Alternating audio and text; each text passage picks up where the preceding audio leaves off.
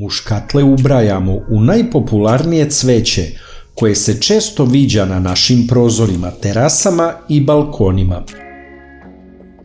Cvetaju od aprila do novembra, te tako u dužem periodu ukrašavaju naš životni prostor.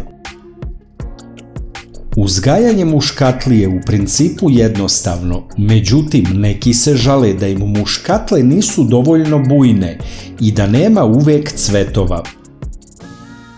Ima nekoliko stvari koje treba znati i primenjivati. Poznata stvar je da muškatle mogu da prezime na zastaklenoj lođi, osvetljenom stepeništu i slično. Pre nego li se ponovo iznesu na otvoreno u proleće, muškatle je potrebno orezati. Tako će biti bujne i bolje će cvetati. Nakon orezivanja radimo presađivanje muškatli. Presadite uvek u veću posudu od one iz koje dolazi.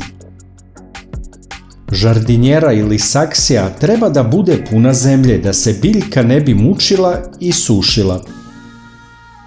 Vole kvalitetnu rastresitu zemlju za cveće.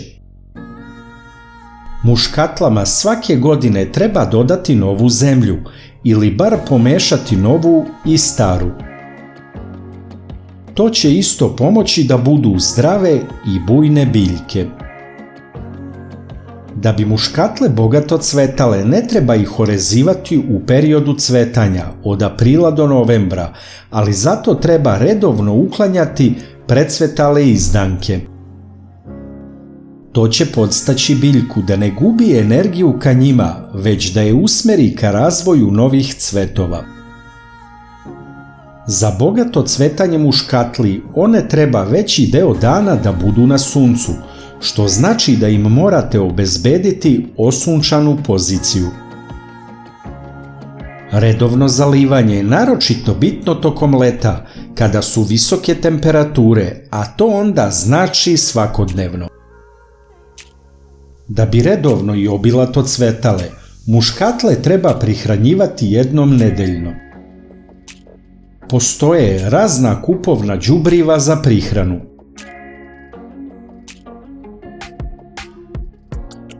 Cvećari imaju svoje male tajne kako da im muškatle prelepo izgledaju.